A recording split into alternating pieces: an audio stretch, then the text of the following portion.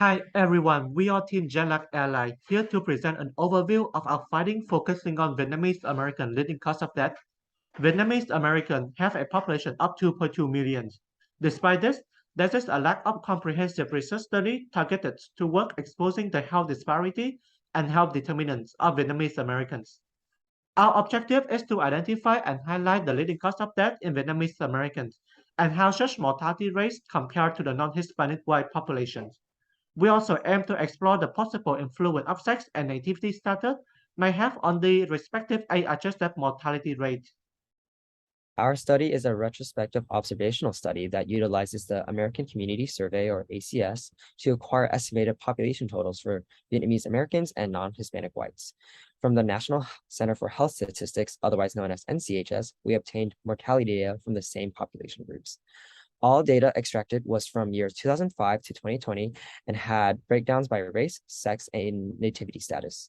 We then grouped each of the leading causes of death into broader subgroups based on their classification codes used in the 10th revision of the International Classification of Diseases Codebook. From here, we calculated the AMRs, or age-adjusted mortality rates, the longitudinal trends, and the proportions of these leading causes of death on overall mortality. The 10 leading cause of death of Vietnamese Americans are characterized within Table 1. The cause of death account for 75% of all mortality in the Vietnamese American populations. Figure 1 and 2 compare the AMRs of the three leading causes of death in Vietnamese Americans to the non-Hispanic whites. From these two figures, we can see that Vietnamese Americans had lower cancer, heart disease, and cerebral vascular disease AMRs compared to the non-Hispanic whites. However, non-Hispanic whites are shown to decrease for cancers, heart diseases, and cerebral vascular diseases, while Vietnamese American AMRs experience an increasing trend.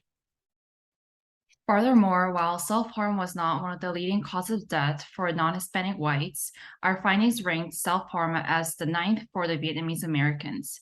Figure 3 shows that while self-harm AMRs for Vietnamese Americans are increasing in both immigrant and U.S.-born populations, the self-harm AMRs for U.S.-born Vietnamese appears to have a sharper increase, over 5 times in 15 years.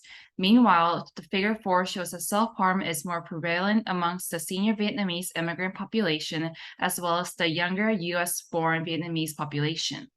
Overall, we found that the AMRs for the Vietnamese Americans were generally lower compared to non-Hispanic whites. However, Vietnamese American AMRs face an increasing trend over time. Because of this, we want to highlight the need for more allocation of resources to investigate Vietnamese American health disparities and determinants. Thank you.